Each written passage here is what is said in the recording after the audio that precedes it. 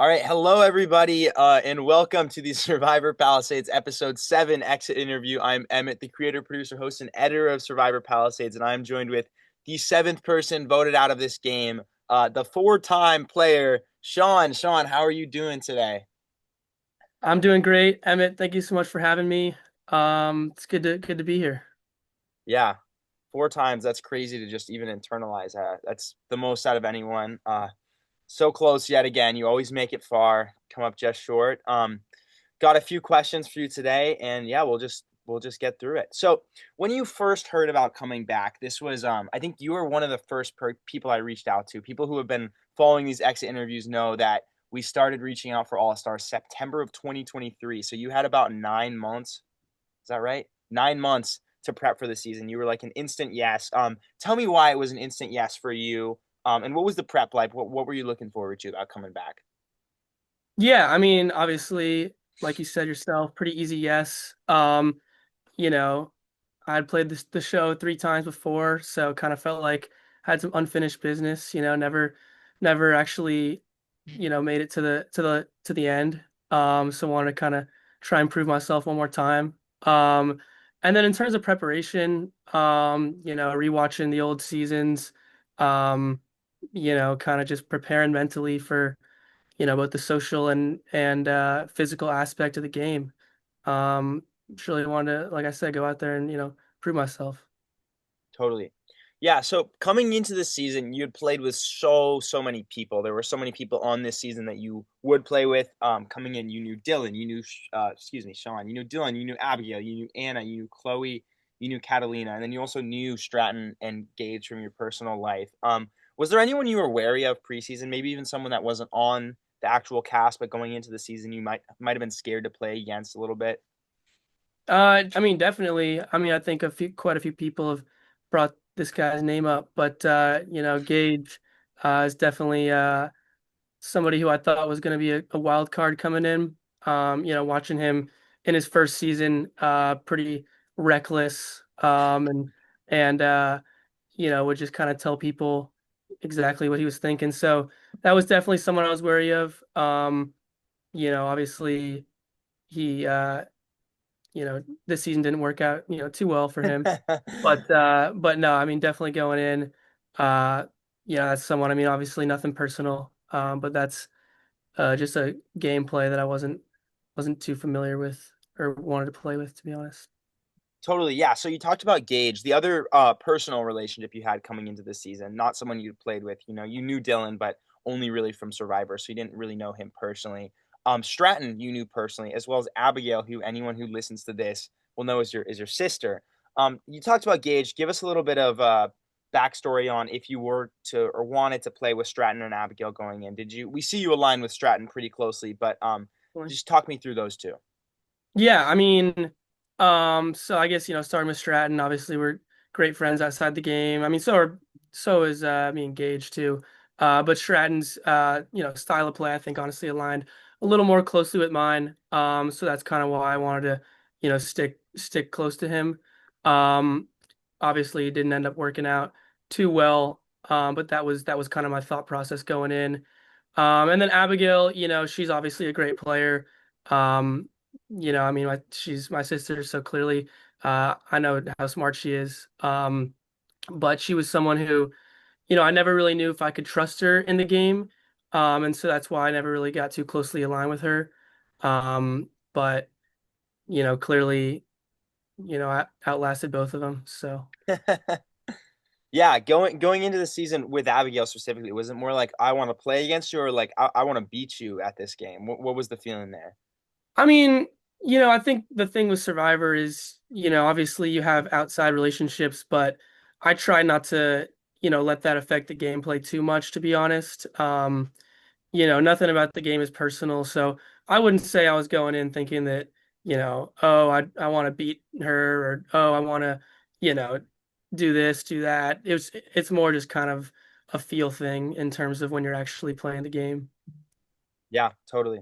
All right, so let's talk about the early stages of the game. You had quite an easy start to the season in terms of control. You I think absolutely without question, just control Yara for the entire first 3 episodes.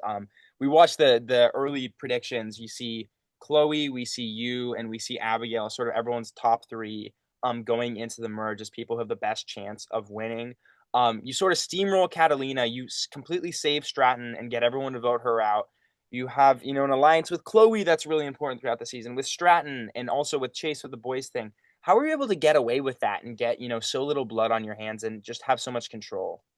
Yeah, I mean, like I mentioned before, obviously I'd played this game 3 times before, um, and I'd played it a little differently each time. I was very aggressive in my first couple of seasons, and I think that kind of hurt me, just in terms of, you know, I was almost too open with what I was doing, and then obviously last time I played, flew a little more under the radar. So this time coming in, I wanted to do kind of a little mixture of both of those strategies, um, in terms of making strong relationships early, forming strong alliances, but then also kind of taking charge in those alliances, which was kind of what my thought process was going into that first Catalina vote.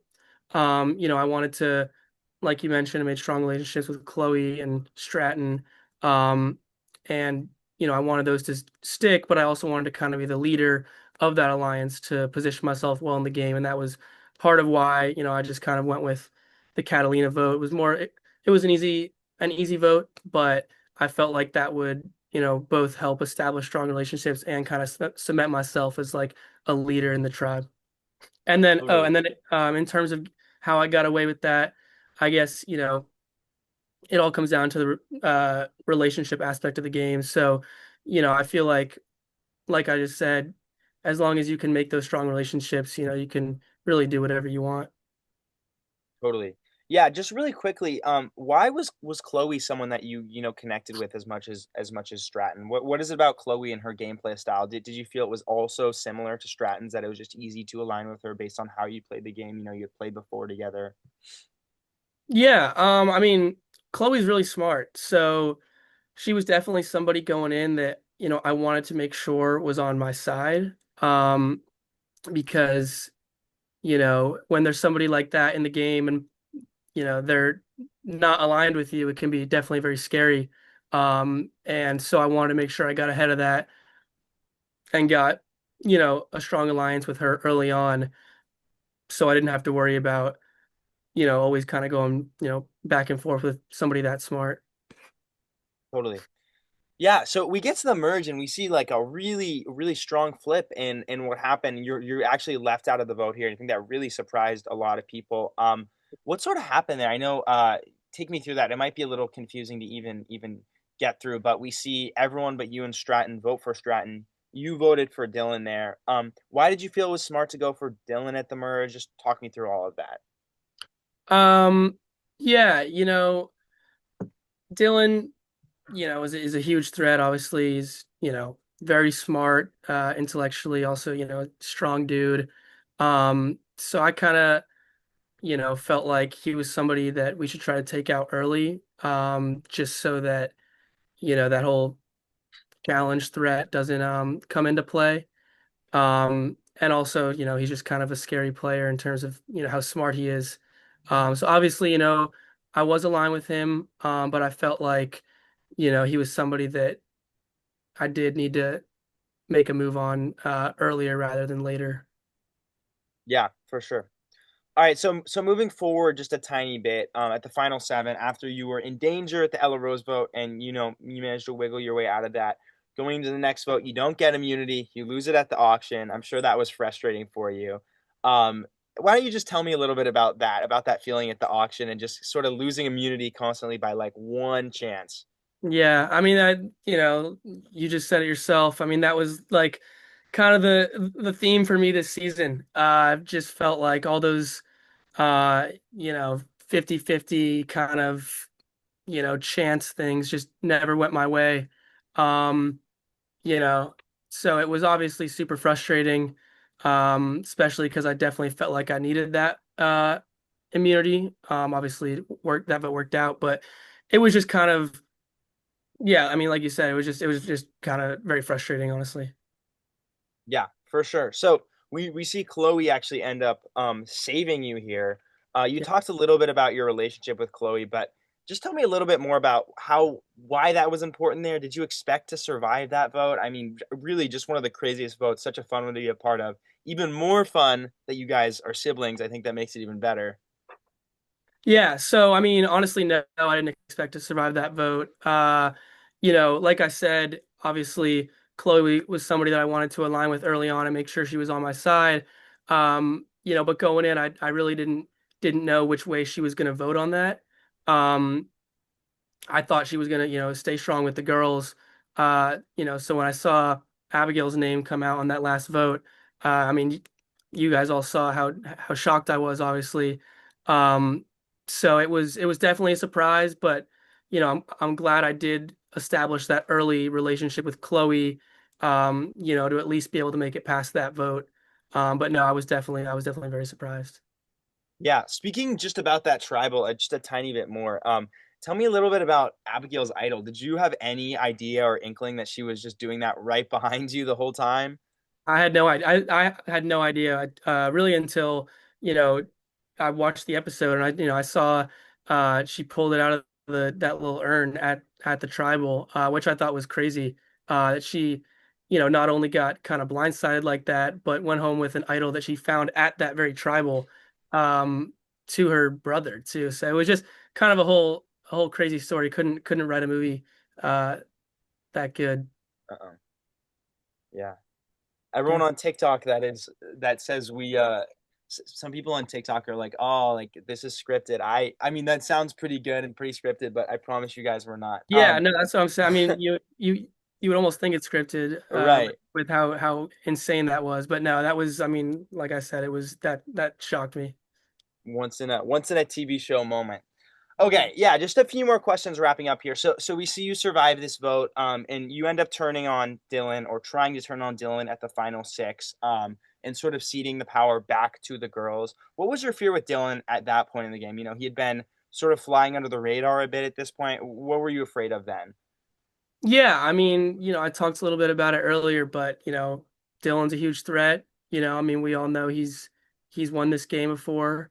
Um, so, he's not somebody that you can just allow to stay in the game, really. I mean, you got to take him out whenever you can. Obviously, like I said, I was aligned with him. But there's some people that you can't just let hang around. Um, yeah. Yeah, really quickly before we wrap up here, we talked about Chloe, we talked about Dylan. What were your impressions of the other three people who are now in the final five? That being like Sarah, Chase, Anna. What were your impressions of them on that day? Yeah, I mean, on that day, I would say, starting with Chase, he was obviously a close ally of mine. Never felt like he was too huge of a threat, to be honest. But that was maybe that was part of his gameplay and part of why he was able to make it so far, kind of flying under the radar. Yeah, and then Sarah, obviously very smart, strategic player. I've been with her, since the beginning on my tribe. It was, kind of trusted her, never really had a strong relationship, but she's definitely someone that I knew could go far in the game. Very strategic player. Um, and then Anna, is one of those people I never really had a great relationship with in the game. Um, never really knew quite what her strategy was, to be honest, but she outlasted me, so clearly she was doing something right that I wasn't. But no, I mean overall, I think it's a very strong top five that's left, and it'll be cool to see what ends up happening. Totally. All right, one more question for you, Sean. Overall, were you glad to be back? Anything you would do differently? Would we ever see the side of you on the actual Survivor one day? What are your thoughts on all of that? I mean, yeah, it was awesome, to be back playing the game. I obviously love Survivor. I'm a huge fan of the show. So it was really cool to get to do it one more time. Um, you know, we never know. I mean, maybe I'd love to, potentially be on the show one day. If it works out. Um, I'm like I said, I'm a very big fan. So I think that'd be really cool. But I guess I'll have to see what the future holds. Totally. All right, Sean, I just want to say from the bottom of my heart, thank you so much for putting in 8 years of your life into this. Obviously, not all at once, but you've been since season one, two, three. You filmed 4, you're with us for 5. So thank you so much for all that you have done for this community. It's been so much fun, been a blast over these years. We will be back Thursday, November 20th at 5 p.m. Eastern for the 8th episode. You will not want to miss it. We will see the 8th person voting out of this game and become the 5th member of the jury. And then a week later on Thanksgiving, the finale of Survivor Palisades All-Stars will air. We have 2 more episodes left. You guys got to stay tuned for the end. So yeah, thank you so much, Sean. We're signing off here. See you guys next week.